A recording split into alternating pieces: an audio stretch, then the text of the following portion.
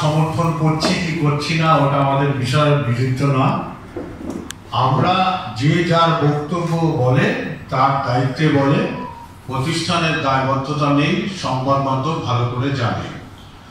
আমরা সমর্থন করলাম কি করলাম না সেটা ম্যাটার করে না। কিন্তু আপনারা তো উপস্থিত ছিলেন, আপনারা তো বারণ করেননি।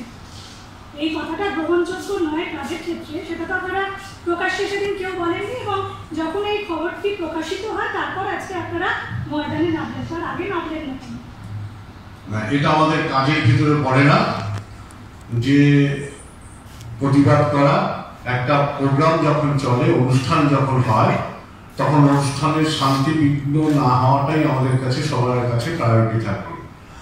আমরা এটাও ভেবেছিলাম যে রূপক নিশ্চয়ই বলেছে যে আমরা এটাকে গুরুত্ব দিতেই চাইছিলাম না।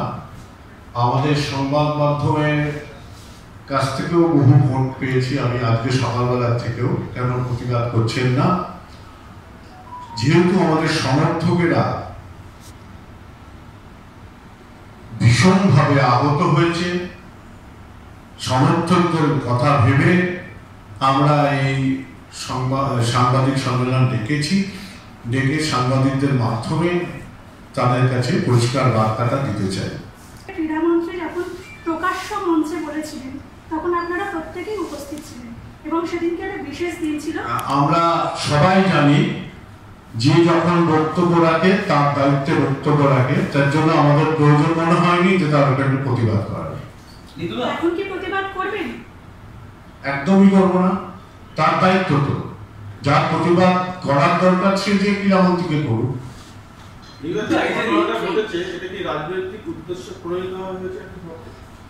সেগুলোর ভিতরে আমরা জড়াতে চাই না। স্পোর্টস সবসময়, ক্রীড়া জগৎ সবসময় রাজনৈতিকের বাইরে থাকে, কিন্তু কোন দেশের কোন জায়গায় সারা দেশ জুড়ে সবসময় প্রশাসনের সাহায্য ছাড়া স্পোর্টস বেঁচে থাকতে পারে না। সেই ধারায় চলছে বাংলাতে, আবার বাংলার বাইরেও একই চিত্র। অতএব আমরা এই রাজনৈতিক রং লাগাতে চাই না, আমাদের কাছে লাল হলুদটাই আমাদের রং। এটা কি সত্যি ইস্ট বেঙ্গল ক্লাব করেছিল, যেটা নিয়ে ক্রীড়ামন্ত্রী কথা বলেছিলেন যে দেখেছি সেই জন্যই আমরা ইস্ট বেঙ্গলের সমর্থকদের প্রতি আমার একটা ভালোবাসা রয়েছে? ওনার ব্যক্তিগত ব্যাপার বলেছে, ওনার ব্যক্তি ব্যাপার, ওনাকে জিজ্ঞেস করুন, উনি কি বলতে পারবেন। তখন কি মনে হয়েছে মন্ত্রী জীবনের এই পবিত্র মঞ্চটাকে রাজনৈতিক মঞ্চ হিসেবে ব্যবহার করলে? আপনার বিবেক থেকে বলবেন? না না, ঠিক থেকে বলবো, বিবেক থেকে। সবসময় একটা যখন একটা প্রোগ্রাম হয়, যে কোনো প্রোগ্রাম হোক, প্রথম টার্গেট থাকা উচিত সেই প্রতিষ্ঠানের প্রোগ্রামে যেন বিঘ্ন না ঘটে।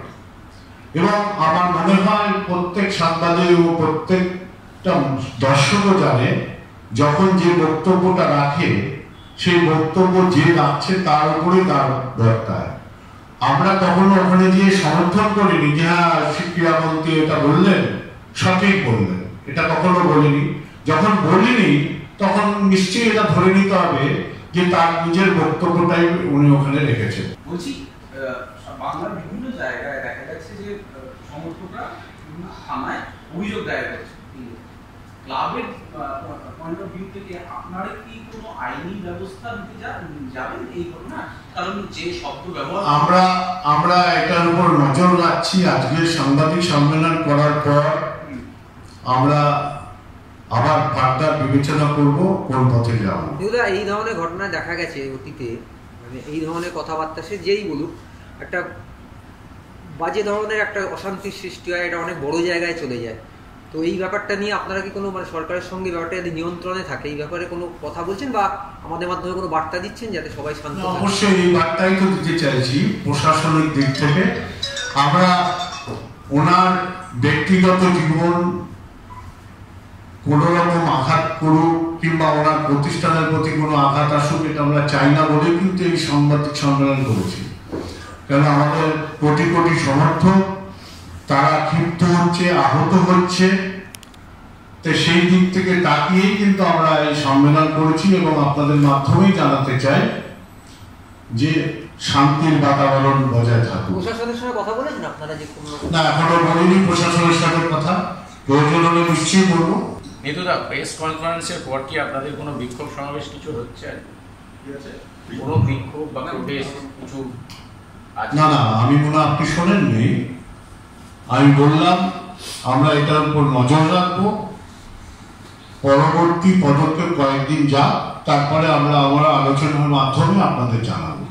কোথাও কি মনে হচ্ছে যে এসবিএম নামটাকে ব্যবহার করে একটা কাদা ছড়াছড়ির জায়গা বা রাজনৈতিক চাপানোতে তৈরি করা হচ্ছে? এত রূপম বাবুর বক্তব্য নিশ্চয়ই পরিষ্কার আছে। শুধু আমরা না, ময়দানের বহু ক্লাব, দুটি বড় ক্লাব সহ বহু ক্লাব অ্যাসোসিয়েশন আমাদেরকে ফোন করে বলেছে যে এইরকম বার্তা সমাজের কাছে যারা দেওয়া হচ্ছে সেটা মনে হয় সঠিক না। আপনাদের উচিত সংবাদ মাধ্যমের মাধ্যমে সবার কাছে পৌঁছে দেওয়া যে এই কাজটা ইমিডিয়েটলি বন্ধ হওয়া উচিত। কিছু থানায় তো অলরেডি অভিযোগ বহু থানায়, আমার কাছে এখানেও আছে বেশ কয়েকটা মেল, থানায় ডায়েরি করেছে বহু সমর্থক, সেখানে এসছে। আমরা চাই না অশান্তি তৈরি হোক, আমরা শান্তি বজায় থাকুক, এটাই আমরা চাই। তাই শান্তি বজায় থাকবার জন্য সংবাদ মাধ্যমের মাধ্যমে আমরা সবাইকে, ওনাকেও বার্তা দিতে চাই। হ্যাঁ, এটাও তো ঠিক যে মঞ্চে যারা আছেন তারাই রাজনৈতিক ব্যক্তিত্ব, তাদের প্রায়োরিটি বেশি দেওয়া হচ্ছে। এটার কি কোনো ব্যাখ্যা দিতে পারবেন আপনারা? ক্রীড়া তো, মাঠটা তো খেলার জন্য। আপনারা যারা রয়েছেন আজকে হয়তো আপনারা সংগঠনে রয়েছেন, কেউ চিরকাল থাকে না বা পার্সোনাল কারো ক্লাব না, কিন্তু একটা ক্লাবের গায়ে কালিমা লিপ্ত হচ্ছে, তার দায় কার?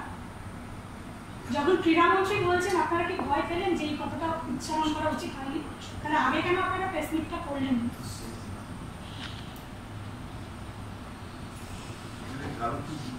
যে কি বলতে চাইছে হ্যাঁ,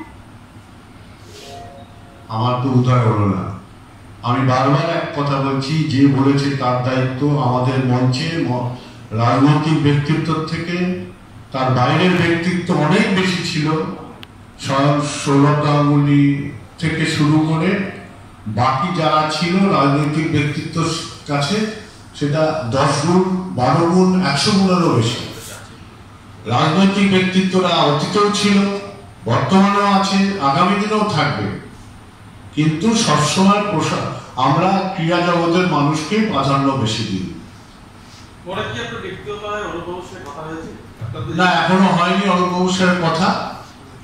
আমি তো এখানে দাঁড়িয়ে বললাম যে উনি তার ব্যক্তি বক্তব্য রেখেছেন, বক্তব্যটা ওনার ব্যক্তিগত, ওনাকে আপনারা জিজ্ঞেস করুন। এই সব বিতর্কের মধ্যে একটা জিনিস যেটা সবার জানতে চাই, এটা যেমন একটা বার্নিং ইস্যু, পাশাপাশি আরেকটা বার্নিং ইস্যু হলো আনোয়ার ইস্যু। তাতে একটা জিনিস এসছে, আমাদের কাছে কিছু আসেনি এখনো, আসতে চান মানে আমাদের ক্লাবকে পার্টি করার একটা শুনলাম। আমি কালকেও শুনেছি, দেখি আমাদের কাগজপত্র পেলে জানাবো।